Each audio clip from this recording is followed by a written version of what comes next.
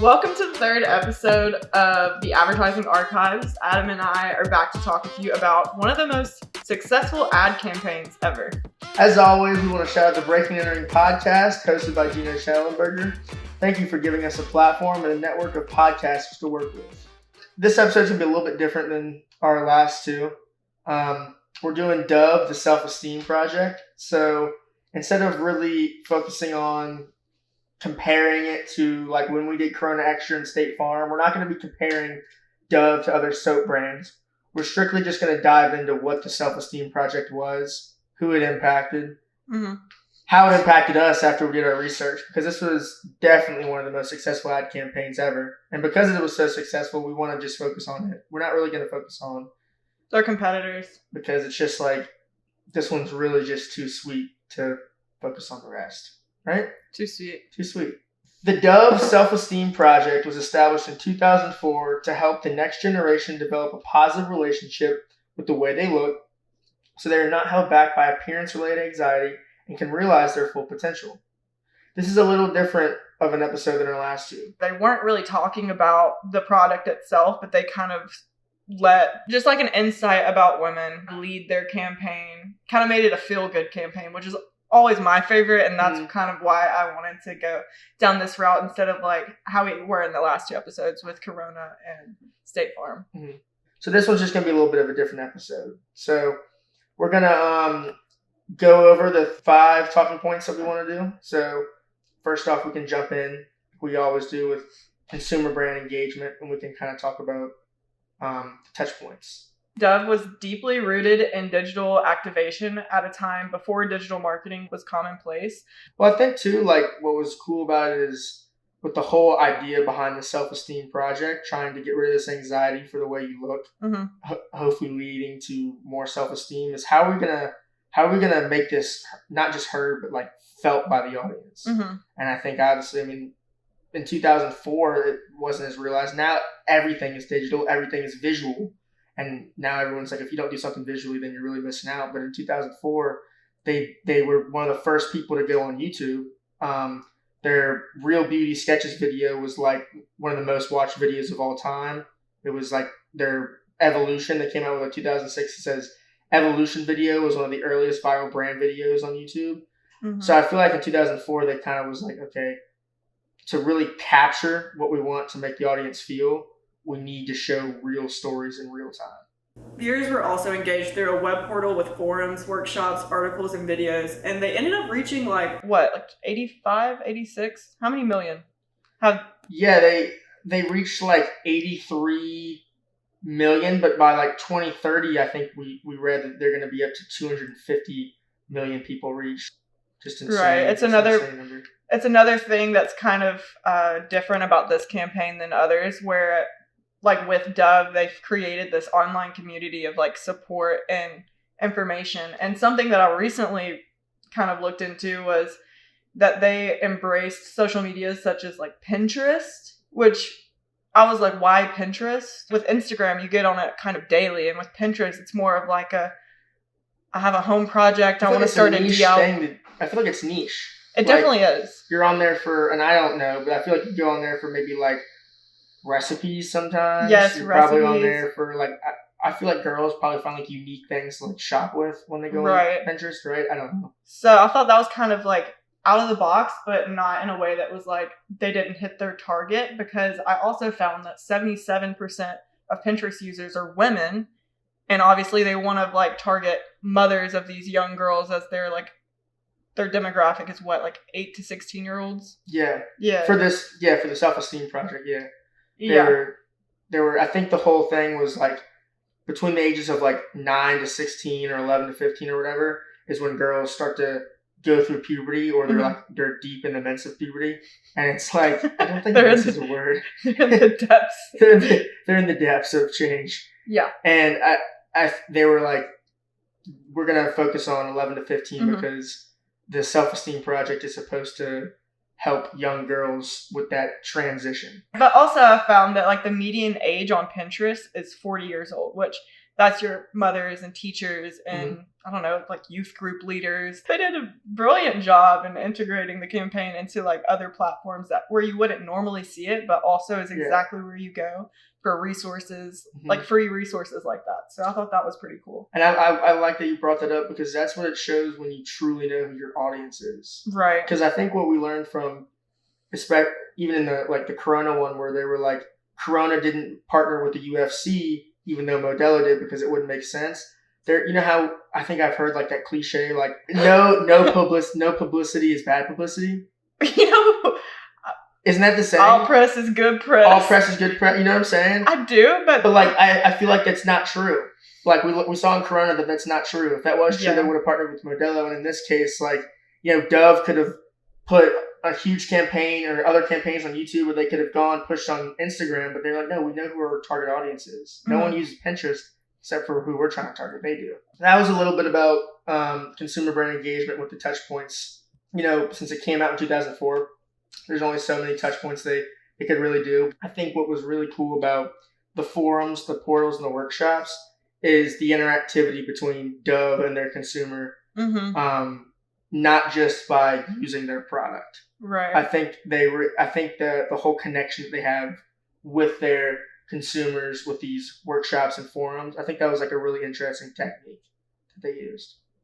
It was really interesting. I was looking at while you were talking, I started thinking about how so you just don't listen when I talk, huh? No, I was listening. You just start thinking when I start talking, huh? Well, I was just okay. Oh, well, I was thinking about how this campaign has like gone on for so long, from 2004 to 20.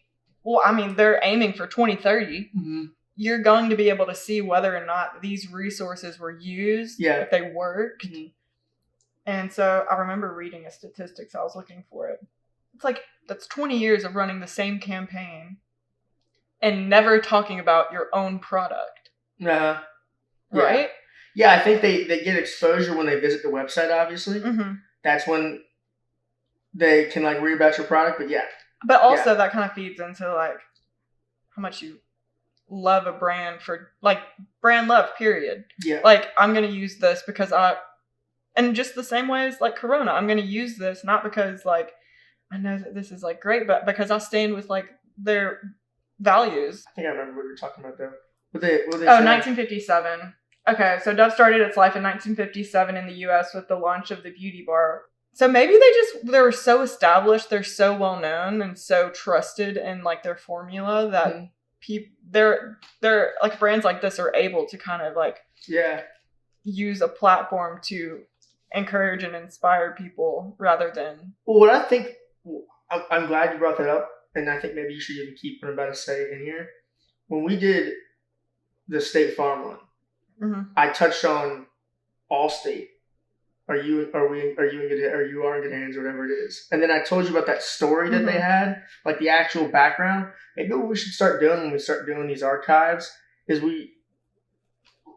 not just when we're focusing on the campaigns that we're doing, maybe I should start doing a little bit of research on like the very beginning, the brand history. Why was Corona or why was Dove created? What was the initial goal behind Dove, and how is that? I think on accident we've been doing that because we were talking about like when Corona got started and how Modelo had this branch in 1925 and how. Well, but I'm saying like, what if we went deeper? Like, what if we're like, who was the two creators of, or who were the inventors of?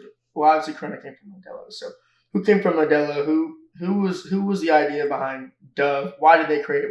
Was it something personal that they went through that they wanted Dove, or they were just trying to jump onto a market of women hygiene? You know what I'm saying? Yeah. It might like help us make more sense of like what was the initial goal for Dove. You're right. I like that. So for consumer brand relationship, we've got, to recap, self-esteem project established in 2004 to ensure the next generation grows up enjoying a positive relationship with what they look like and to help them reach their full potential, improving their body confidence and ultimately their self-esteem. So for the self-esteem project, they have like three kind of, I guess, branches. They've got their parent and mentor resources, which consisted of family, friends, and relationships, teasing and bullying, respecting and looking after yourself, talking about appearance, self-esteem and kids, social media and self-esteem. and then they have their teacher resources, and then their youth leader resources. So you can go on to the Dove website and click on the Self-Esteem Project, and you can look at all these, and each thing that I named is like an article in itself. It takes a deep dive into exactly which one does which, and I just think that's so cool because like for a guy, like I can't really relate to like what you went through when you were going through puberty. Me specifically? Well, like just women in general. You're the only other women in this room, so I can't really relate what women went through. But we read in the beginning, we read this thing about care is what makes a man stronger. So while the Self-Esteem Project really focuses on women, at first we were thinking, why did they like miss this opportunity with focusing on men? And while they didn't really, I guess, maybe advertise it as much, they did focus on it. Through more research, we found that the whole Dove bottles for men, where it says men plus care, isn't just like, oh, we want men should care about their skin. It was like that whole insight that we found that caring for men is the truth behind their strength and masculinity, a man that actually cares. So I feel like for when I was doing this research on the Self-Esteem Project, like I think people don't realize that like when guys go through puberty, they think it's like, oh, like they go from a boy to a man. Puberty must be so awesome for guys. But like, I mean, guys are like, we're also trying to figure ourselves out, you know? Yeah. And so I think while the Self-Esteem Project definitely should have been for women, and it was, and they did a good job with that, we go through trials and tribulations that are totally different from each other because we're different sexes, but they're like just as important to talk about. Yeah. Yeah. And something that in talking about these resources that they have, I think we should also mention that they worked with a registered social worker and psychotherapist, Nadia Adesi, who has used her expertise to foster this like acknowledgement of what self-esteem is kind of built around and like the environment that kind of affects self-esteem. And I think that with mental health and therapy being so kind of exclusive because a lot of therapists don't accept like certain insurances, so it's kind of exclusive to people who have the money or like have parents that are willing to like go out and set it all up for them. But with this, you have all these free resources from a psychotherapist and social worker that kind of like work with these kids, and Girl Scouts. They partner with Girl Scouts in like 2014 that reach people in new ways and like help them in that way. And I think that's really interesting considering Dove is a hygiene brand. Do you know what I mean? Like it's not... Yeah, the Self-Esteem Project, I think, could be very successful without the workshops. But like, you know, like they could do half of what they're doing and still reach the target audience that they want to reach and still make an impact on these girls' lives. But they're really going above and beyond all over every single touch point. Every single thing they're trying to do, they're going above and beyond. I wonder, like, why do they feel the need to do that? It's good, but it's just like, isn't that like, there's a name for that, like working with the community and like, maybe that's ethical external marketing. Oh, yeah, it is ethical marketing. There's like 4 key principles: fairness, honesty, transparency, and responsibility. Responsibility being businesses may empathize their responsibility in several ways, including their obligation to provide a reliable product or service, support social causes, give back to communities, treat their employees with respect, or protect the environment through sustainable practices. So that's exactly what it is. Yeah. I think they're even like going above and beyond, if that's the definition of ethical marketing, because I feel like that had to do a lot with like the product that you're making. Is the product safe to use? Like, are we going to partner with State Farm did like Red Cross or whatever? Yeah. So like that made sense. But like these, like having to partner with a psychologist just to make sure that the resources you're putting out is like to the T exactly what they need to be. Like, I don't know. I just feel like they're going they're doing way more than they have to. But also like it's honestly starting to make sense because the beauty space online in media, whether that be in 2004 when it was magazines and television, or now with social media and what you're scrolling through and how to kind of make your feed work for you instead of like watching like, what is it, idealized beauty influencers sharing things to young girls about how they can file down their teeth with nail files and stuff. like the beauty space has always been kind of like toxic in a way. And so for them to kind of lean into self-esteem and like kind of combating that, it honestly makes total sense. Yeah, because it's the truth. I mean, I think the beauty space that you just talked about, how it's always toxic, they're always, I mean, from a man's perspective, like these beauty things that you see and how girls are always trying these new makeup hacks and they're doing these hauls or whatever they'll do. Like, it's supposed to be like this realness, like, oh, like this is what like the top models do. But like, that's like a small percentage of people. Like, what about like the emotions that everyone feels? Right. So I think that was what was really cool about the Self-Esteem Project. Building trust for the Self-Esteem Project is going to basically be diving into what the Self-Esteem Project is made of. So you can go on their website. They've got 1,000 different resources, but there was several that really stood out to us the most. So like what we had said, with brand alignments, the measure of how well your firm fulfills its brand promise. The Self-Esteem Project partnered with leading experts in the field of psychology, health, and body image to create a program of evidence-based resources. So the first one that we really liked a lot was called the Confidence Kit, a downloadable guide for parents, mentors, and guardians for the latest tips and advice on building young people's confidence and self-esteem. The kit will help the parents and kids navigate peer, societal, and mainstream media pressures to teasing, bullying, and toxic beauty standards on social media together. You can find body confidence boosting tips and expert advice like our 4-step guide to help parents, guardians, role models, and young people detox their feeds, make social media a space of empowerment and positivity, which is cool because that's literally what you just said, how toxic it is. Yeah. So they know what's up. Yeah, I feel like everyone really knows. And even in the video, like the Real Beauty campaign, the video started out like, oh no, it's like one of the best things for me. And the moms were like, oh yeah, like social media, she has a lot of fun on social media and she has all these people that she follows and she really enjoys it. But by the end of the video, they're like, whoa, like now that I'm looking at it, like, yeah, everything about this is toxic. Yeah. They were like, well, the way I saw it was like, they were like taking off the layers. So you've got like all these like models who can make things because they're super pretty or because they have all these followers and they have all these sponsors. They can make what they're saying look like it's like the best thing ever. But when they threw the moms up on the screens, these 40-year-old women who were saying the exact same thing. But also, it's the fact that these influencers, these beauty influencers, are not people that care about the people that are watching.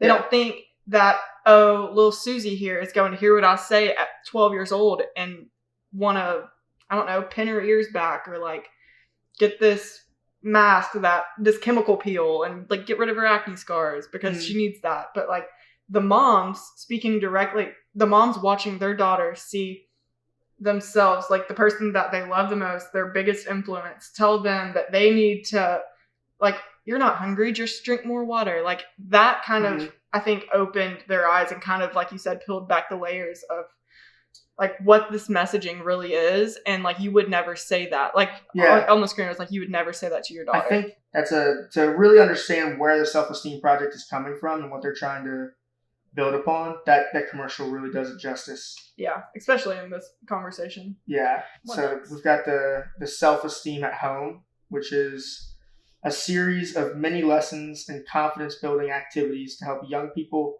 navigate the world of social media and raise their self-esteem while learning from home. Confident Me is used in schools worldwide, used by teachers and educators to run self-esteem lessons to young people develop body positivity, confidence, and realize their full potential. Confident Me at Home includes home learning resources because the more time spent at home means the more time spent online. So that was one of the resources that they did, and I think that's really cool because, I mean, a lot of times when you are at home, I mean, okay, so this is what I heard in a different podcast a couple weeks ago, was you should sleep with your phone in your bathroom. Because when you wake up and your phone is the first thing that you grab in the morning, 9 times out of 10, what you look in your feed or what you look at your phone isn't going to be positive. So what you should do is you should sleep with your phone away. So when you wake up, it's not the first thing you look at. And then he even went a step further. This was Bradley Martin. He's like this exercise physique addict or whatever. Addict? He's so muscular that he seems like he's like addicted to working out. Okay. Gym rat. So after he wakes up, he actually goes outside for 10 minutes. Oh. Sits in the sun, gets his vitamin D, and he says, this allows me to start thinking organically. I start planning out my day, what conversations I want to have, what goals I want to achieve throughout the day. My thoughts start coming in naturally rather than looking at social media. No, so that's what I'm saying when we talk about brand love and why we want to focus on building trust about authenticity and how the brands that really build the most brand love, they focus on what really happens in real life. I mean, this is something so simple. Like when you're at home, you go online the most of anybody, you know? Right. Like, so I feel like and then also too, when we did that I love how advertising, like you can go from different campaigns, but they all somehow, they're also like centralized to like some main points. On the State Farm thing, when we did the deep fake. I never get that deep fake.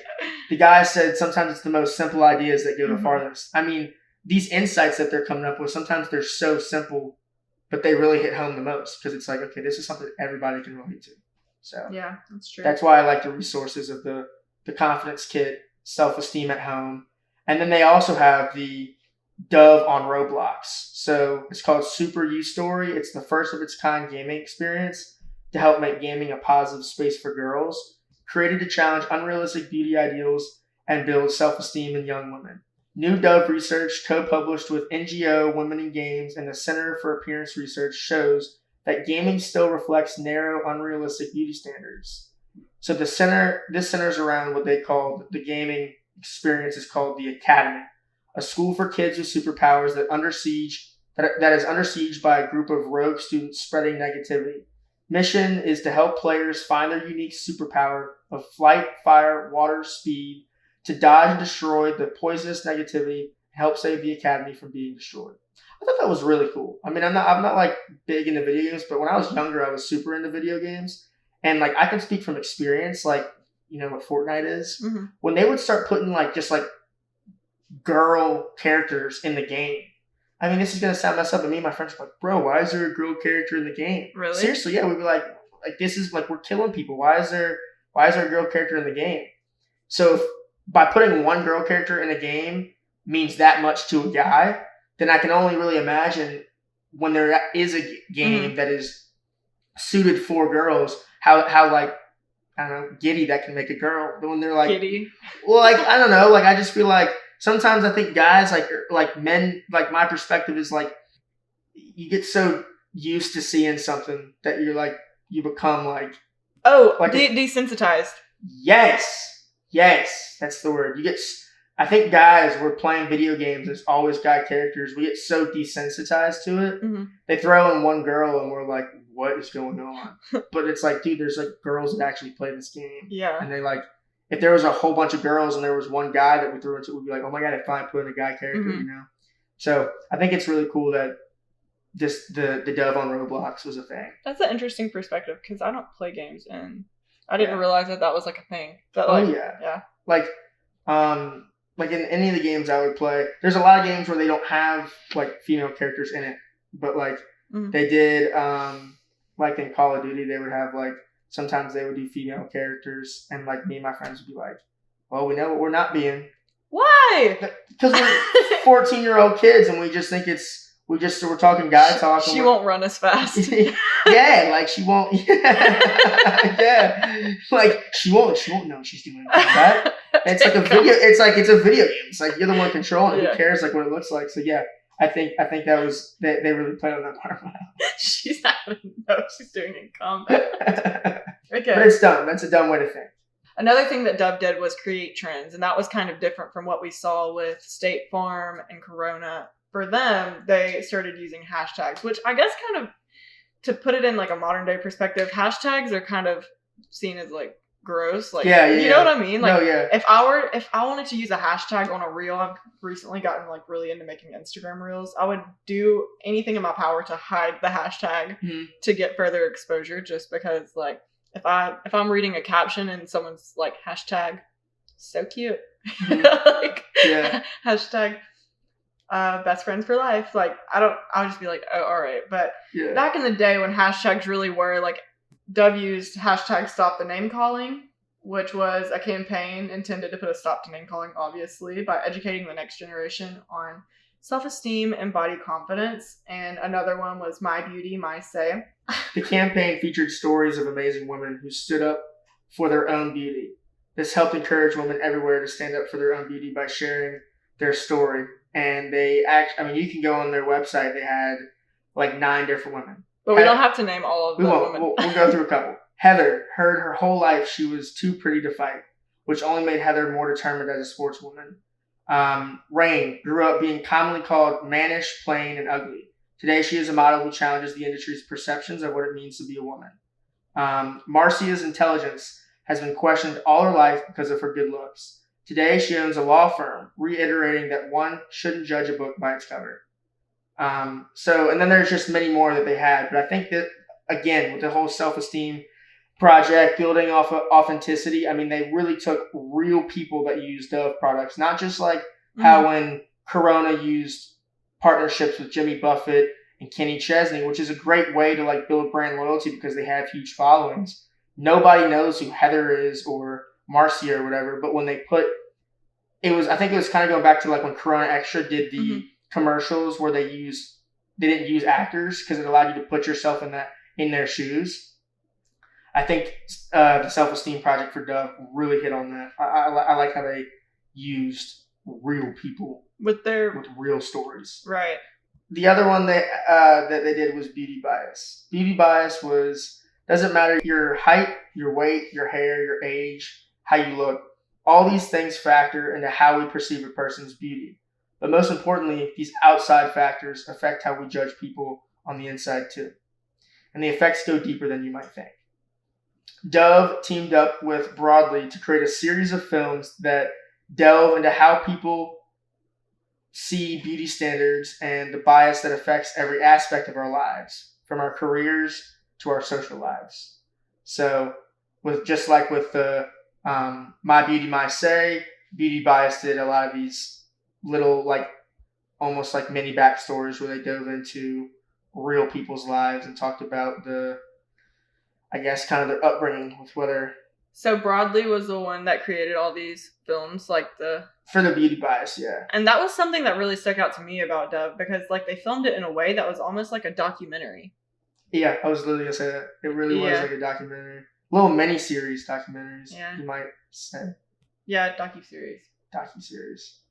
So yeah, that was there were so many other trends that they did. I mean, I thought the Stop the Name Calling, My Beauty, My Say, and Beauty Bias were just like 3 pretty big ones. But I mean, they did a lot. I think they did hashtag like toxic or something like that, or like hashtag. Yeah. Oh, hashtag this like selfie talk or like selfie talk. Yeah. So they did a whole bunch of them, but those are just 3 main ones that I thought we could talk about.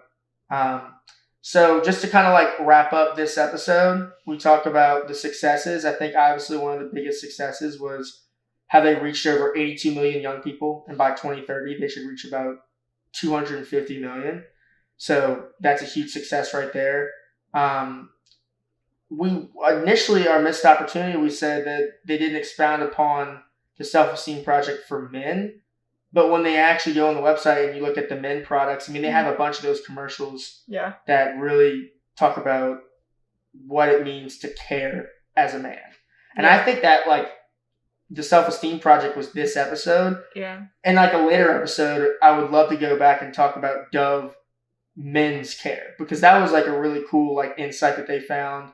I think a lot of people like to say that men can't be vulnerable. But when you get older, you start to realize that if a man is vulnerable, that's truly the more masculine and strong man, is someone that can like open up and talk about things. You know what I'm saying? Yeah, I do. So I think that was a really cool campaign that kind of flew under the radar because, I mean, the self-esteem project was so big that, I mean, anything's going to fly under the radar with that. And then campaign evolution. Wait, that was the negative thing. It was, but I think that's still part of the evolution. If you want to talk about it, we did this whole self-esteem project that they had. Okay. And that came later. Right. So in It happened. I shouldn't have happened. Yeah, it did happen. So in 2017, Dove kind of wanted to also take the approach to talk about body positivity and like how all women have different body types, and they kind of like missed the mark is kind of like an understatement, because they were under absolute fire because they decided that they were going to make the Dove bottles in the shape of different body types. So there was like short fat ones and like big fat ones and Coke bottle ones, and everyone was like, this is actually disgusting. Like, this is really like tone deaf to how women feel, and like what bottle do you want? You know, do you want the skinny one, the fat one, or like seriously, which one represents you the most? When you get in the shower, do you feel like a fat tub, or do you feel like a skinny stick? I mean, it's just like it's like absolutely not. So unfortunately, that was one of the things that we saw that like didn't work out for Dove. But no, yeah, I kind of think I get where they were trying to go a little bit, but like, yeah, it didn't make any sense to me at all. And it's like, I don't know. I think that's cool because it shows you like how they did such a good job with the self-esteem project, focusing on everything but their soap. And then the one time they try making the whole self-esteem project directly related to their product, they just totally mess up. Yeah. You know? So I'm still laughing. It was like that thing that you said the other day about appearance. Yeah. So yeah, they totally missed the mark on that one. So anyway, the self-esteem project by Dove, and then the I guess you could call it the self-care mission that they had for men. Both super strong campaigns, both super unique and interesting, because it wasn't, what are our competitors doing that we have to do differently? It was simply like, here's our target audience. How can we make them feel good about themselves? But also, I think this Dove campaign we had to touch on because it's honestly like a blueprint of how to do an integrated marketing campaign across all platforms, and see it as it transitioned from like a 2004 campaign where you're seeing it on TV and in magazines to switching over to social media and long form video and docu-series. Like, yeah, it was just a really well executed campaign. And I think the last thing too is how when they have to transition from, you know, just going on YouTube to using social media, how the biggest emphasis of social media was how to use social media to not like get lost in all the harsh reality of social media. Like they had to transition into social media campaigns, but their whole insight of we're on social media to teach you how to actually use it. Yeah. How to not get sucked into like. And how to take care of the people that you care about. Yeah. How to take care of the people that mean the most to you. Mm-hmm. So, definitely a little bit different of an episode than we've done the last two. Probably my favorite episode that we've done thus far. I thought it was a really cool one too. I thought I wasn't going to like it just because it was going to be hard for me to relate. But, you know, you pull back a couple layers and you can see that at the end of the day, self-esteem is what makes the most out of everybody. So This was definitely something cool for me to read. I think we could probably have other episodes like this. I mean, why not? There'll probably be other campaigns out there that we can touch on that are more like this. So anyway, I guess that's wrapping up the third archive. Dove, the Self-Esteem Project. Thank you for watching, and we'll see you in 2 weeks to watch the fourth episode of the Advertising Archives.